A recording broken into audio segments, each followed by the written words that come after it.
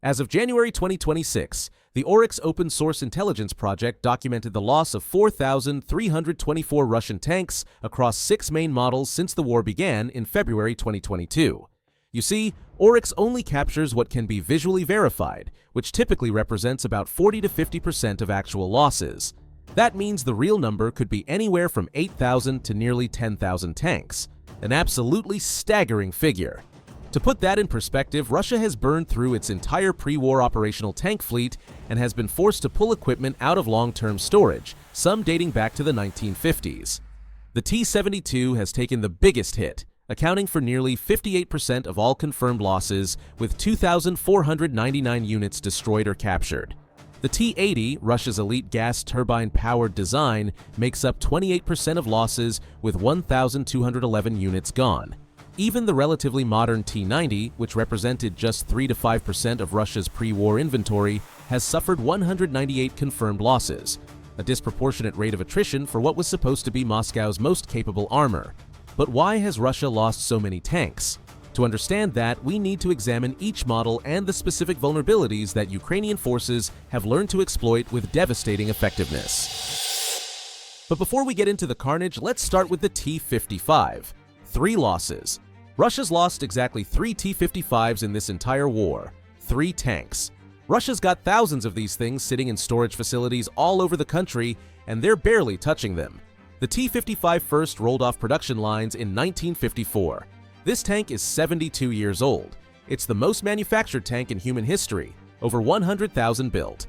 Mechanically simple, reliable, easy enough for conscripts to maintain. So why is Russia hoarding them?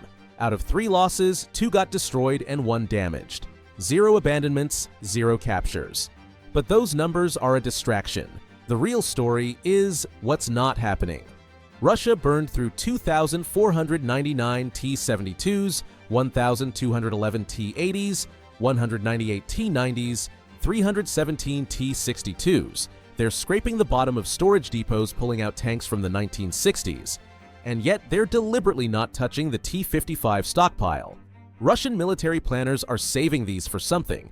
They expect this war to grind on through 2026, maybe 2027, until they're down to the absolute last functional tank in the entire country. 1 T-55, AOBR 1981 lost. 2 unknown T-55 variants. That's it. When you're losing hundreds of tanks monthly and you've got warehouses packed with functional armor just collecting dust, keeping them in reserve requires serious strategic discipline. The T-55 works great for static defense where you don't need advanced fire control or fast mobility. The gun angles actually work better for covering defensive positions than the limited angles on modern Russian tanks. Russia's keeping these as the last line of defense for when Ukraine pushes deeper into occupied territory. Next is the T-64, Ukraine's tanks fighting against Ukraine. Here's where it gets weird. The T-64 losses aren't Russian tanks. They're captured Ukrainian tanks that Russia turned around and used against Ukraine. After the Soviet Union collapsed, Ukraine kept the T-64 as their main battle tank because the design came from Kharkiv. Now 101 of them have been lost fighting for the wrong side, and 95 got absolutely annihilated. 94.1% destruction rate, highest number on this entire list.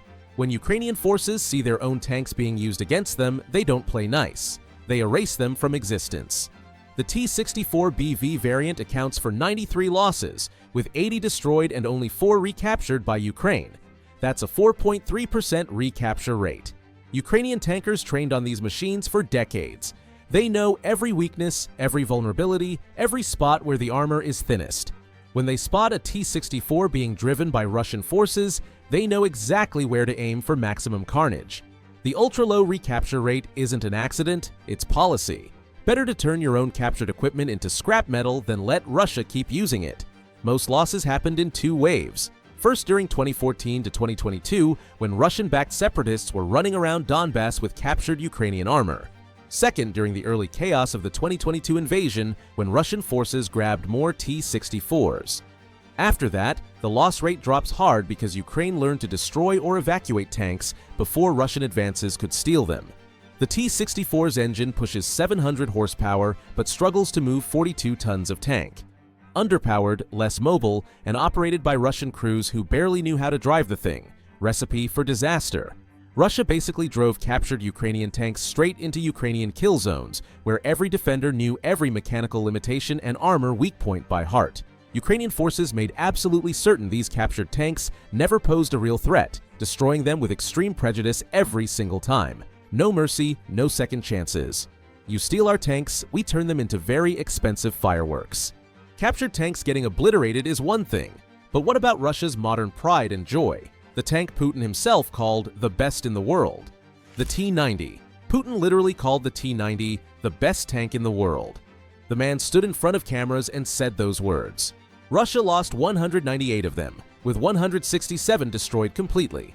That's 84.3% destruction rate, second worst on this entire list. But wait, it gets better. Russia lost 152 T-90M variants, the newest, fanciest version. They only had 67 when the war started.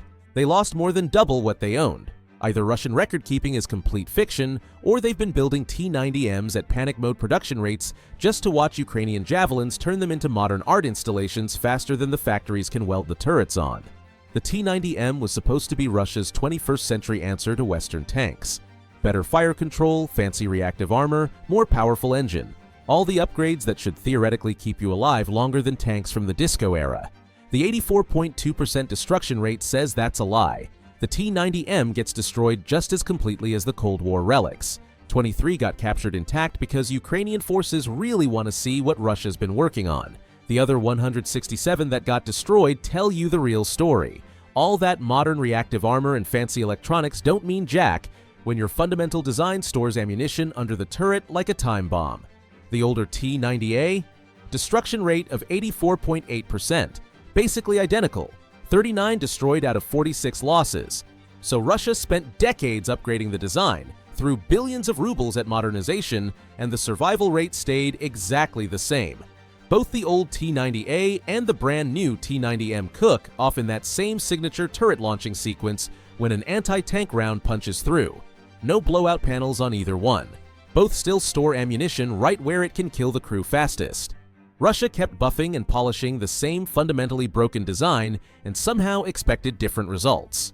Ukrainian forces are absolutely thrilled to keep demonstrating why that strategy doesn't work, one exploding T-90 at a time. Putin's best tank in the world turns out to be just another expensive way to get your crew killed. When your newest tanks are dying at 84% destruction rates, you only have one direction left, backward through time to the T-62. When these started showing up on Ukrainian battlefields, Western analysts thought they were seeing things.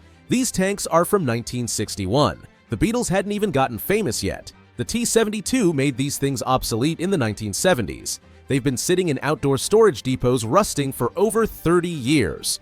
And now, Russia's got 317 confirmed losses of these museum pieces getting blown apart in actual combat like some kind of time-traveling nightmare. Destruction rate is 77.6%, that is 246 units completely destroyed. Ukrainian intelligence took one look at these reactivated T-62s and called them unsatisfactory technical condition, which is military speak for these things barely run and probably shouldn't be anywhere near a battlefield. 25 got abandoned because crews looked at the mechanical reliability and decided their boots were more trustworthy.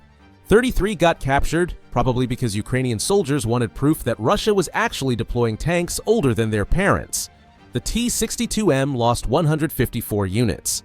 The T-62MOBR 2022.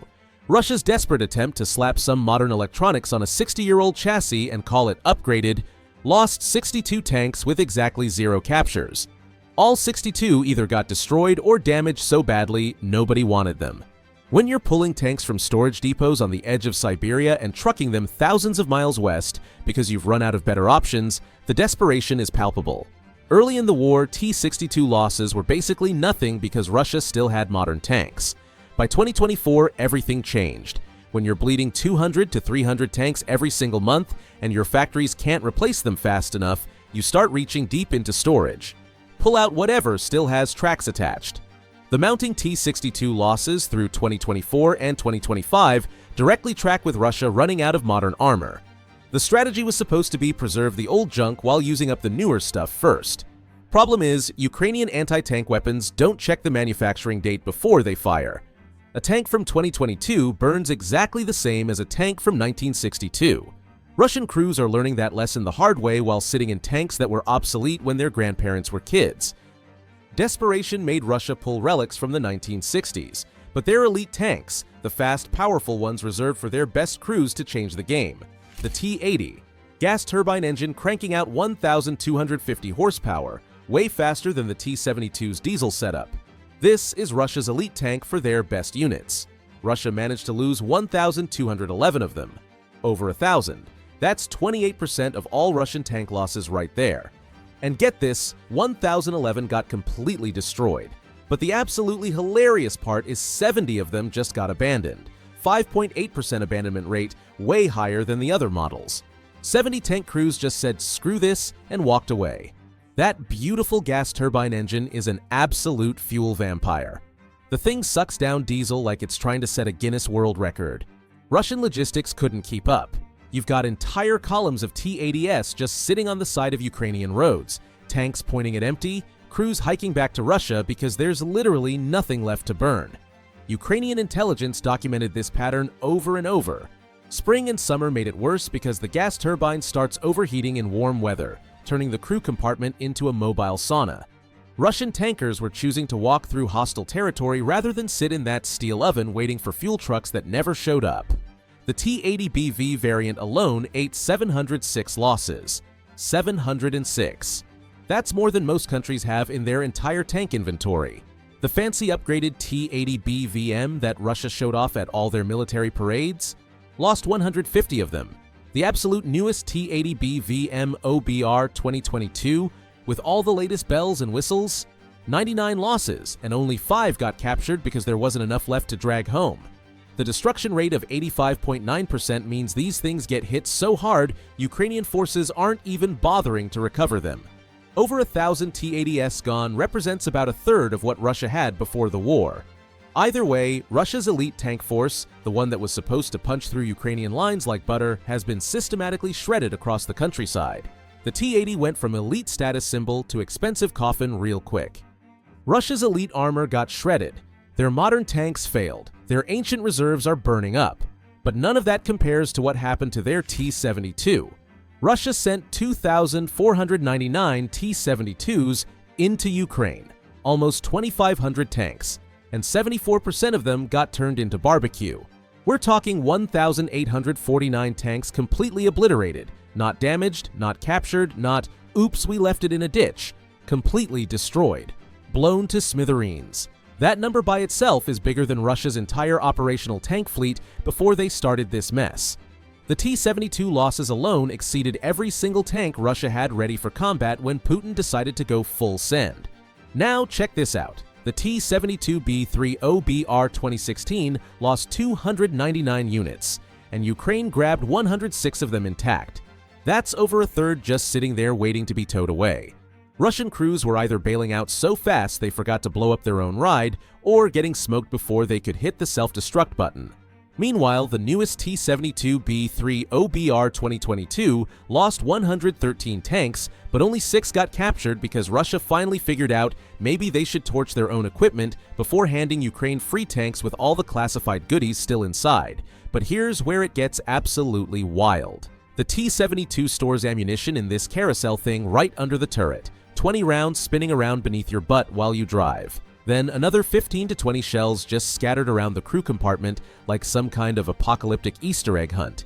Zero safety features, no blowout panels, no pressure relief, nothing.